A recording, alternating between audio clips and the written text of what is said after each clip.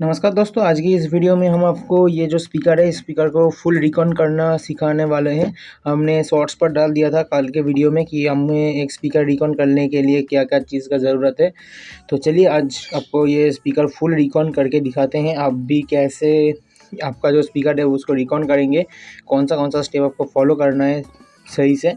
तो चलिए वीडियो पे बने रहिए। तो दोस्तों सबसे पहले आपको ज़रूरत पड़ेगा स्पीकर की कॉइल का और ये पीवीसी सीट का। ये 7 नंबर पीवीसी सीट है, तो आप 7 नंबर यूज़ करें, 10 नंबर थोड़ा मोटा आता है। तो चलिए पहले हम स्पीकर का जो कॉइल है, कॉइल को फिक्स करेंगे। तो कॉइल जितना है आपको उसका 1/3 आपको बाहर छोड़ना है, एक यहाँ तक बाहर छोड़ना है और ये जो अब बाकी का हिस्सा है वो अंदर लाना है आपको। और एक चीज़ का ज़रूर ध्यान रखें, ये जो लीड है, लीड को हमेशा स्पीकर लीड के सामने ही रखें, नहीं तो आपको दिक्कत आएगा बाद में। तो चलिए अभी स्पीकर का जो कॉइल है वो उसको फिक्स करते हैं। तो आपको ये स्पीकर का कॉइल को फिक्स करने के लिए पीवीसी सीट से आपको ये स्पीकर को कॉइल को टाइट करना पड़ेगा, जिससे ये स्पीकर का कॉइल इधर उधर ना हिले।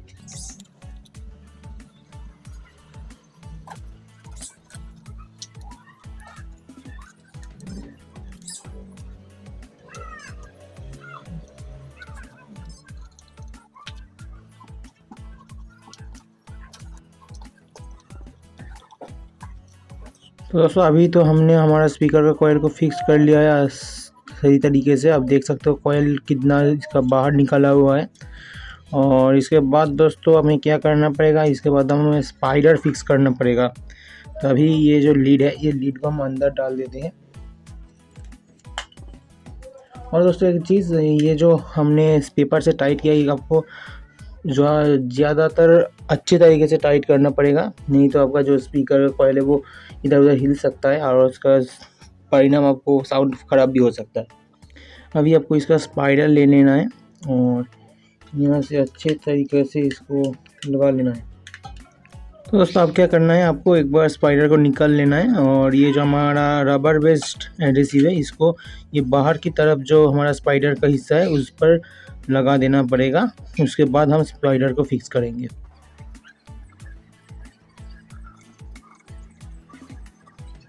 तो यहाँ पर हमने इसका ग्लू लगा लिया है और अभी ये स्पाइडर को हम इस पर लगा देंगे।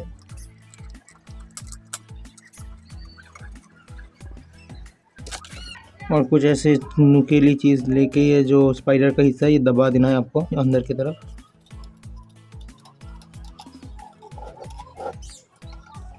और ये स्पाइडर हमारा सही तरीके से फिक्स हो चुका है, ये देख सकते हो आप।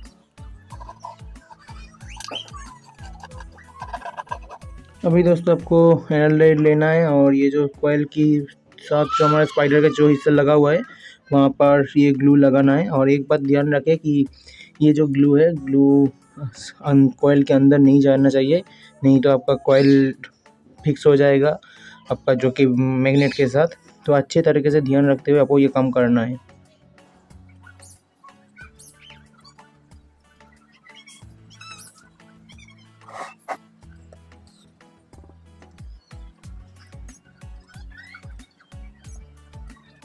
और दोस्तों कुछ लोग ये एनालाइट के साथ ये हमारा यंग जेरॉक्स पाउडर आता है वो भी इस्तेमाल करते हैं, क्योंकि उससे हमारा जो ग्लू का कलर है वो काला कलर हो जाता है, ब्लैक कलर, ऐसा सफ़ेद नहीं रहता।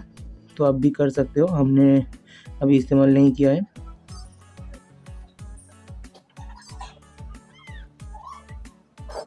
आपको ये ऐसे करके अच्छे तरीके से ध्यान में रखते हुए आसानी आपको ग्लू लगा लेना है। तो आप देख सकते हो यहाँ पर हमने अच्छी तरीके से ग्लू लगा दिया है कॉइल के अंदर। और इसको आपको वेट करना पड़ेगा सूखने में, क्योंकि एयरलाइट टाइम लेता है फिक्स होने में। तो उसके बाद आपको दिखाते हैं कि इसका जो ऊपर का कॉइन है वो कॉइन कैसे फिक्स करते हैं हम। तो दोस्तों इससे जो स्पीकर है इसको हमने ये कॉइल के साथ जो स्पाइडर का ग्लू है वो करके छोड़ दिया था। और ये जो ग्लू है, ये ग्लू सूखने के लिए मिनिमम आपको 6 घंटा देना पड़ेगा। इससे क्या होगा, आपका जो कॉइल के साथ ये स्पाइडर है अच्छे तरीके से चिपक जाएगा।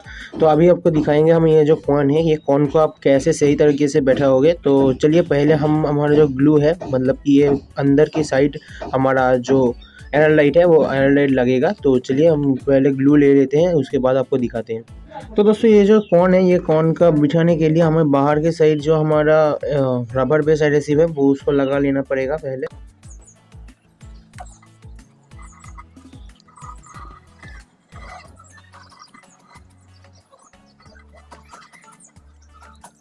और दोस्तों आप चाहे तो ये इस पर भी थोड़ा सा लगा सकते हैं, इसके से क्या होगा, बॉन्डिंग अच्छा होगा ग्लू का।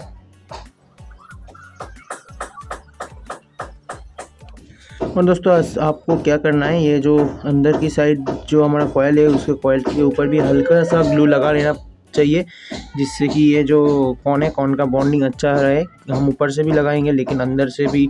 और दोस्तों अंदर की साइड से भी आप ग्लू देकर रखेंगे तो आपका जो स्पीकर का कॉयल है वो अच्छे तरीके से बैठ जाएगा स्पीकर कॉर्न के साथ।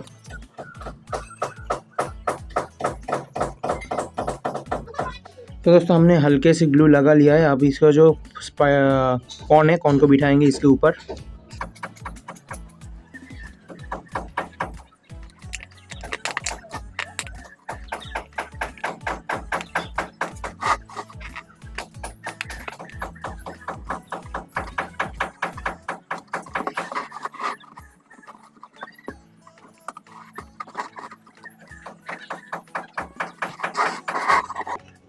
तो दोस्तों हमने अच्छी तरीके से हमारा जो स्पीकर का कॉर्न है वो उसको बैठा लिया है। आप क्या करना पड़ेगा, इसके ऊपर की साइड थोड़ा सा ग्लू और अंदर की साइड थोड़ा सा ग्लू लगा देना पड़ेगा हमें। और दोस्तों स्पीकर का जो ग्लू लगाने के टाइम आपको एक बात ज़रूर ध्यान में रखना चाहिए कि आपका ग्लू कॉइल तक अंदर तक ना जाए।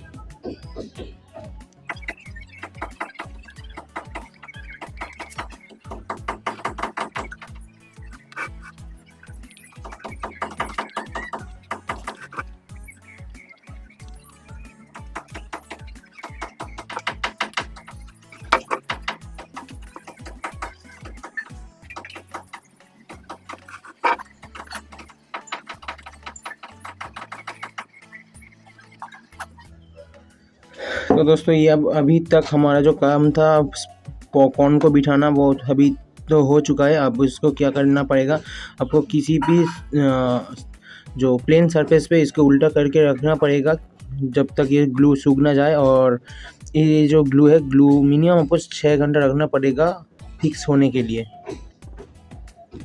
तो दोस्तों अभी तक तो हमारा जो स्पीकर है वो स्पीकर का फुल काम हो चुका है। और किसी भी इस जो स्पीकर है इस पर ऊपर डस्टकप हम नहीं लगाएंगे क्योंकि ये कार का स्पीकर है। इसके ऊपर हम ट्विटर जो था वो उसको बैठा देंगे। तो अगर आपका स्पीकर पे ट्विटर ऊपर की साइड नहीं है तो आप डस्टकप वहाँ पर लगा देंगे, क्योंकि डस्टकप लगाने से आपका जो धूल मिट्टी से आपका स्पीकर बच जाएगा और आपका साउंड भी ख़राब जल्दी नहीं होगा, क्योंकि धूल और मिट्टी के वजह से ज़्यादातर स्पीकर का जो कॉइल है उस पर डस्ट जाने की वजह से स्पीकर का साउंड ख़राब होने लगता है। तो चलिए दोस्तों आज के वीडियो में इतना ही था। आपको हमने दिखा दिया कि आपको एक स्पीकर को कैसे अच्छी तरीके से रिकॉर्ड करेंगे। तो मिलते हैं अगली वीडियो।